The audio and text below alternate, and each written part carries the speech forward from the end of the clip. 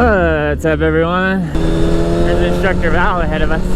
As we're getting close to the colder months, today the weather is pretty chilly. I want to say it's like mid-50s at the moment. It's mid-November, not too many super warm days left out for the riding season. I like to ride my bike year-round, but most people, it gets too cold, it's not really that enjoyable anymore. So here's a couple tips for you if you want to ride your motorcycle in the colder months, colder weather.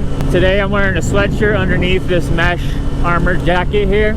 And I don't have the liner in the mesh jacket, so the cold air as we're riding here is definitely kind of penetrating through the mesh, and it's a little bit chilly. If I had some thicker leather like what Instructor Val is wearing, or some heated gear, then I'd be good to go. My core temperature would be nice and warm. They have socks, gloves, jackets, all kinds of good heated stuff. If you're all bundled up in heated gear, nice and toasty, then you won't even really worry about it. Another tip for riding your motorcycle comfortably in cold weather, maybe you check the temperature before you leave the house if you're considering a ride and you see it's in the 40s or 50s and you just decide that's not even worth it to you. Just like heat extremes can kind of distract you and be an impairment to your safe riding abilities, cold extremes are no different. You can be out here shaking like a chihuahua in the cold and asking yourself, why the hell did I come out here and ride? It's too cold, and you're shaking and you're distracted and you're not paying attention and focusing on the road ahead of you. You don't want to be distracted, you don't want to be mentally and cognitively impaired. You want to be able to focus, be comfortable, so that you can pay attention to everything going on around. There's too much crazy stuff happening out here. You don't need to be adding another element of distraction, be it you're too cold and you're shaking and it sucks.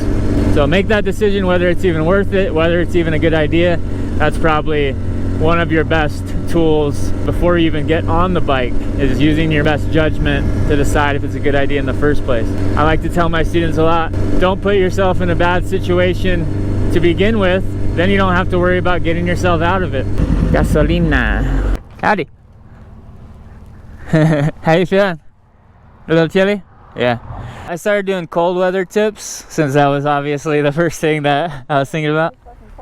But so far I got heated gear and then making the decision just not to go out if you check the temperature and it's too cold. So what's another good one?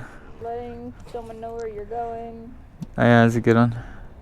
Yeah, there's not that many tips. Like black ice. Ooh, black ice. Okay, that's a good one.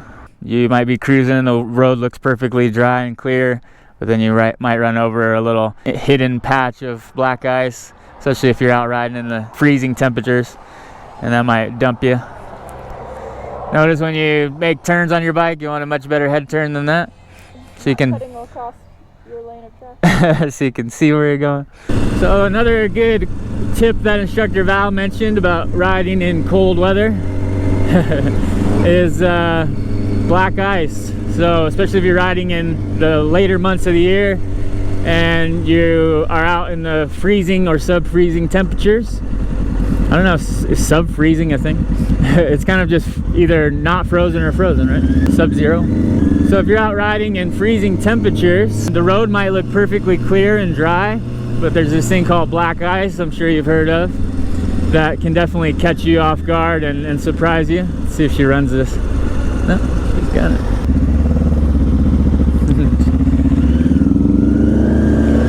So yeah, you want to be on the lookout for things like black ice. This time of year with all the falling leaves, we haven't really found a good street with a bunch of leaves on it, unfortunately, but wet leaves and dry leaves can reduce your traction a little bit. Just keep your bike nice and straight up and down and cruise over it with a nice steady speed. If the surface you're riding over is especially slippery, you can squeeze your clutch in and eliminate the power of your back wheel and allow your wheel to coast over that. And then once you get clear of the wet leaves, you can just ease your clutch back out and return or resume power to the rear wheel. If you have power going to that rear wheel and you ride over top of that slippery thing, then it has a chance to kind of spin out.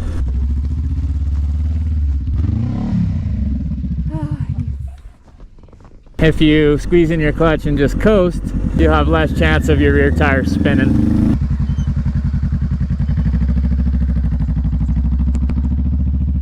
She's looking pretty groovy. I like her setup.